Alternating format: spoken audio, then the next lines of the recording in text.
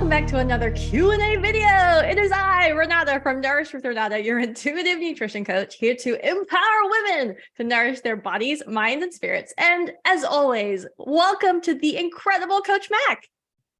Hello, everyone. I'm Coach Mack, the founding health coach of Running with Bacon, where I help women become their strongest and fittest selves, one small step at a time. Yes. Now, today's question is a fantastic one and something that strikes us both deep in the heart.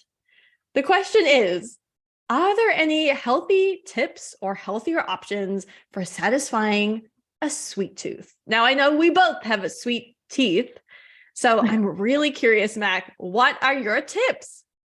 Yes, I have. So first of all, let me just say that there is nothing wrong with regularly, like normal, indulgent, satisfying a sweet tooth.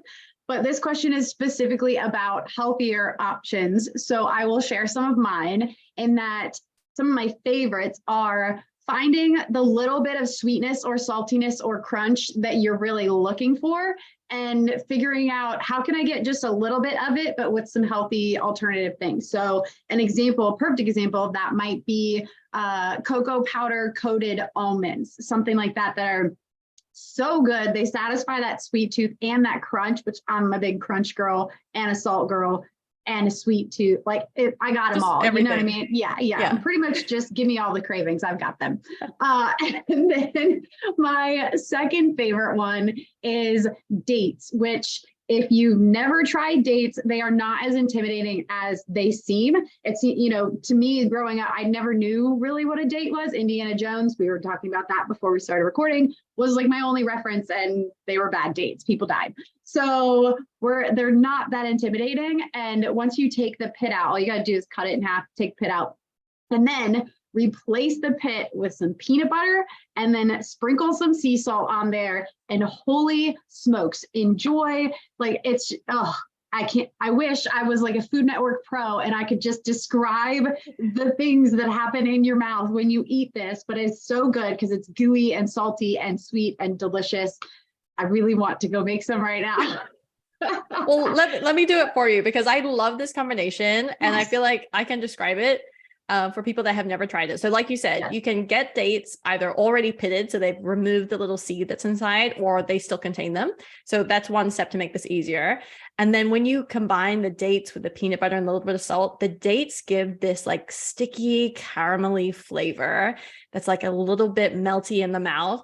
Then you have like the creaminess of the peanut butter, or if you're using crunchy, like you get that additional textural contrast with that crunch. And the salt is like just highlights, just pops in your mouth.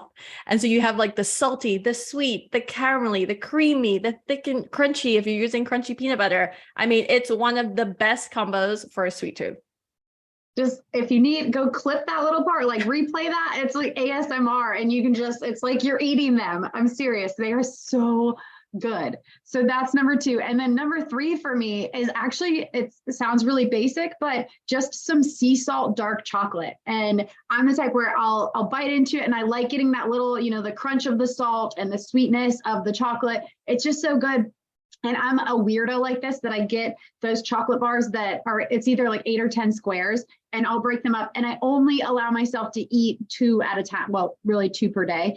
But that way, I'm not just smashing the whole chocolate bar and shoving it into my face as fast as I can. It actually forces me to slow down and enjoy these 2 squares of chocolate like I want. And then by the time I'm finished eating those, my sweet tooth is satisfied. And another, not as much of an example, but you can also, to determine if you actually want this sweet tooth snack, or if you're just bored, because I'm a bored snacker, is either drink a glass of water or take a couple deep breaths, something like that, and then really decide, do I want this? And then if you do, go for it. But that's just a little side note trick that I do as well. But I'm super curious to hear about yours, because as we heard from your description of peanut butter and sea salt dates, you are way better at this than I am.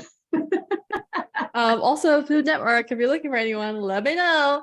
Yes, yeah. So seriously though, sweet having a sweet tooth is not something that you feel like you need to hide or have a guilty pleasure around. There's so many healthy options out there. So my first tip is to look for, as much as possible, the unrefined versions of things. So sometimes we have a sweet tooth and we're like, oh, like it would be really great to have like strawberries on a cheesecake, when really what we're looking for is like that fresh, juicy sweetness of a fresh strawberry. So then perhaps it's just, hey, I'm just going to have like some delicious strawberries, which are now in season in the summertime. So that's one way of looking at it, as well as looking for just the natural sweetness that occurs in all fruits, especially things like bananas. They're high in those naturally occurring sugars. They're fantastic. You can also just broil them in the oven. Add like a little bit of, coconut yogurt or Greek yogurt, a little bit of cinnamon, some stevia sweetened chocolate chips. And that is like a mock banana split. And so I love looking for not just something that is closer to the unrefined version, but also looking for simple swaps. So like I said, we're using those stevia sweetened chocolate chips. I love them. Lily's is a great brand. There's also Enjoy Life that are allergen friendly. So looking for those simple swaps to move away as much as possible from that traditional refined sugar, especially if you're finding you have a sweet tooth daily, then move to something like maybe honey or stevia or monk fruit sweetener, as well as when you go to those really whole unrefined versions, like the berries that we talked about earlier, or citrus fruits, etc. We're also getting fiber with that, which is going to help to keep you full for longer. So with those two things combined, you're getting that sweet tooth, and you're also getting that satiation so that you don't feel like you need to continue eating it over and over again. So those would be my little tips. And honestly, I have a freebie on my website, which is 5 secretly healthy sweet treats. And so there's peanut butter chocolate chip cookies on there. There's like a pistachio marbled chocolate slice, which looks incredible. Like this is something that you could serve at a dinner party and everyone would be like, wow, this is amazing. And they would have no idea it's actually really good for you. There's no refined sugars in it at all. We're using the sweetness from the other ingredients, and pistachios. I mean, who doesn't love them? So go ahead and check out that freebie, because it really will change how you look at sweet treats. Yes. And if you didn't know that Renata is pretty much the queen of all things chocolate, she is. So she's also got smoothies that will satisfy your sweet tooth. She's got smoothie bowls. She's got protein balls. She's so full of ideas, and she's a mom. So she's got like those kind of ideas too, that I just, I don't have kids, so I'm not that creative, but she's got all kinds of ideas. So I'll link that blog post she was talking about in the comments, but go check out her stuff. Give that stuff a try. If you do try it, especially the dates, peanut butter, sea salt, tag us, let us know. We want to know if you find it as delicious and all that stuff that Renata said as we do. So thanks for the question. And Renata, thank you for the answer. We will see you all in the next one.